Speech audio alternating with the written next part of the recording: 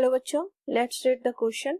What is the terminal velocity in a horizontal direction for any object through air? Now the key concept for this question is concept of terminal velocity.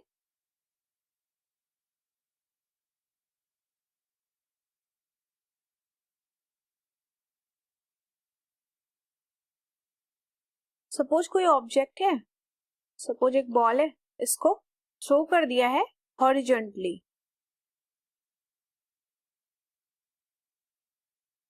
Throw the air, तो क्या होगा?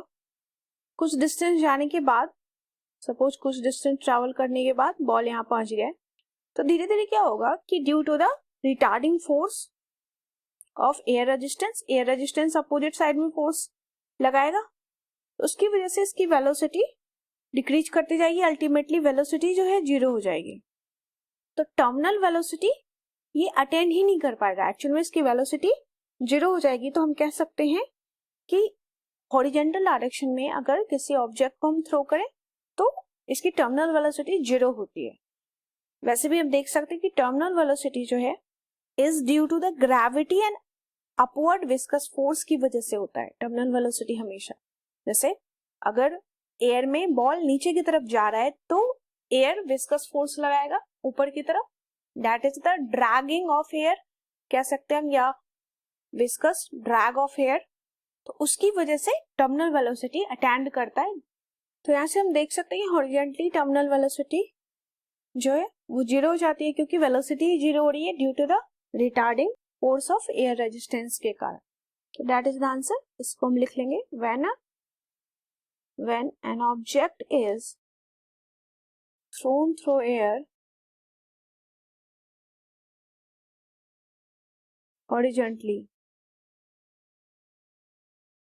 a retarding force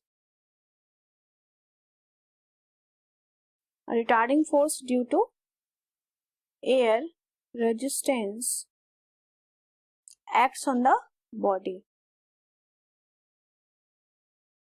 Due to this, velocity of object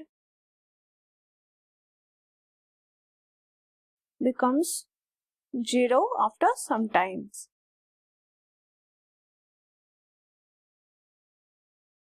Hence the terminal velocity, a value of terminal velocity is also 0. क्योंकि यहाँ पर continuous retardation काम कर रहा है, और टर्मिनल वेलोसिटी पे क्या होता है, वहां पे एक्सेलरेशन की वैल्यू 0 होनी चाहिए, ना रिटार्डेशन हो ना ही एक्सेलरेशन हो। तो ये कंडीशन यहाँ पे फुलफिल नहीं हो पाता, इसलिए टर्मिनल वेलोसिटी की वैल्यू हॉरिजॉन्टल डायरेक्शन में अगर कोई बॉडी मूव कर रहा है तो 0 होगी। इस क्वेश्चन के लिए की कॉन्सेप्ट हमने कॉन्सेप्ट देखा टर्मिनल वेलोसिटी की, कि हॉरिजॉन्टली क्या होता है, रिटार्डिंग फोर्स काम करता है, इसकी वजह से कुछ टाइम चलने के बाद ऑब्जेक्ट की वेलोसिटी 0 हो जाती है। तो हॉरिजॉन्टल डायरेक्शन में अगर कोई ऑब्जेक्ट मूव कर रहा है तो यहाँ पे रिटार्डेशन काम कर रहा है, एक्सेलरेशन कांस्टेंट नहीं है। और टर्मिनल वेलोसिटी के कॉन्सेप्ट के अकॉर्डिंग एक्सेलरेशन की वैल्यू 0 होनी चाहिए। अगर कोई ऑब्जेक्ट मूव कर रहा है हॉरिजॉन्टली तो एक रिटार्डेशन काम कर रहा है, मतलब एक्सेलरेशन नेगेटिव डायरेक्शन में काम कर रहा है, एक्सेलरेशन की वैल्यू डिक्रीज हो रही है लेकिन 0 नहीं हो रही। अगर टर्मिनल वेलोसिटी को अटेंड करना है किसी ऑब्जेक्ट को तो वहां पर एक्सेलरेशन की वैल्यू 0 होनी चाहिए।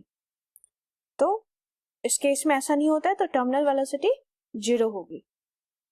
I hope you understood it well. Best of luck.